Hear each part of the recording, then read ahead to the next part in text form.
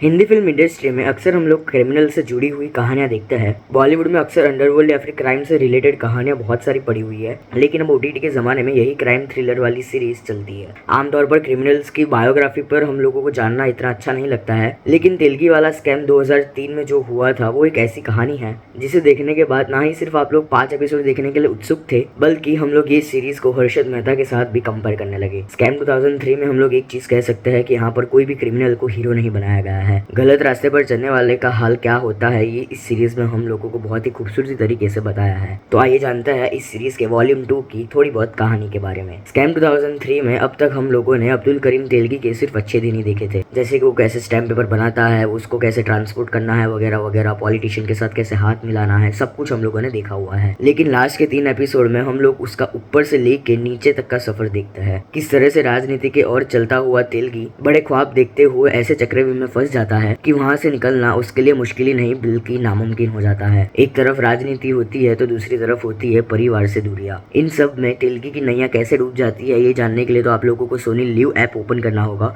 और उसका वॉल्यूम 2 देखना होगा। ये स्कैम 2003 के पहले हम लोगों को हंसल मेहता ने स्कैम 1992 हर्षद मेहता की स्टोरी हम लोगों को सुनाई थी। हंसल मेहता और प्रतीक गांधी दोनों ने मिलकर ओटीटी को एक ब्लॉकबस्टर दिया था। तो जाहिर सी बात है कि स्कैम 2003 की तुलना जो है वो स्कैम 1992 से तो होगी ही, और इसके साथ साथ यहाँ पर गगन देव और प्रतीक गांधी की तुलना भी होगी। लेकिन हंसल मेहता का दिमाग, तुषार हीरानंदानी का डायरेक्शन और गगन देव का तेलगी हमें ये साबित करता है कि ये दोनों कहानियां बहुत ही अलग है। शुरुआत से लेकर आखिरी पल तक हम लोग इस सीरीज से जुड़े रहते हैं। ये सीरीज हमारे लिए एक रोलर कोस्टर राइड बन जाती है, जिसे देखते हुए आप लोग अपनी भावनाओं से गुजरेंगे, और इसका श्रेय जाता है और किसी को नहीं बल्कि इस सीरीज के डायरेक्टर्स को, जिसका नाम है हंसल मेहता और तुषार हीरानंदानी। मैं एक आप लोगों को बताना चाहूंगा कि तेलगी जो है वो हर्षद मेहता की तरफ एकदम पॉजिटिव नहीं था। उनके कैरेक्टर में एक ग्रे शेड था और यही वजह है कि हम लोगों को उनके कई रंग इस सीरीज में बेखूबी से दिखाई पड़ते हैं। तेलगी को यहाँ पर शे और मात देने वाला जो पॉलिटिशियन होता है उसकी कहानी भी हम लोगों को यहाँ पर अंत में दिखाई गई है। यहाँ पर सुपरस्टार राजकुमार वीरप्पन का जो किडनैपिंग हुई थी 2003 में,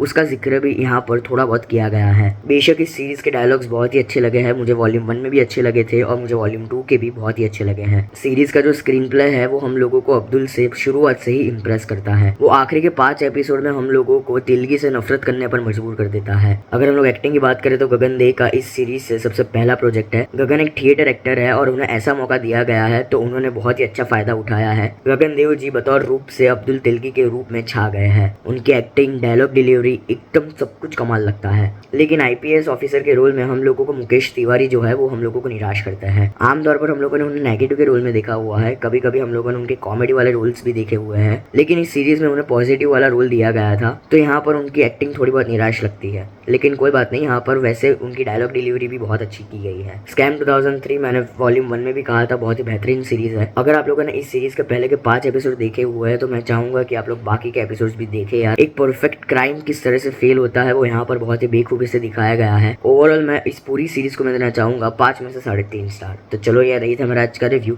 स्कैम 2003 सीरीज के ऊपर, जो कि अभी स्ट्रीम कर रही है सोनी लिव पर। क्या आप लोगों ने ये सीरीज देखी है या फिर नहीं, मुझे कमेंट बॉक्स में जरूर बताना। मिलता है अगले वीडियो में, तब तक के लिए बाय।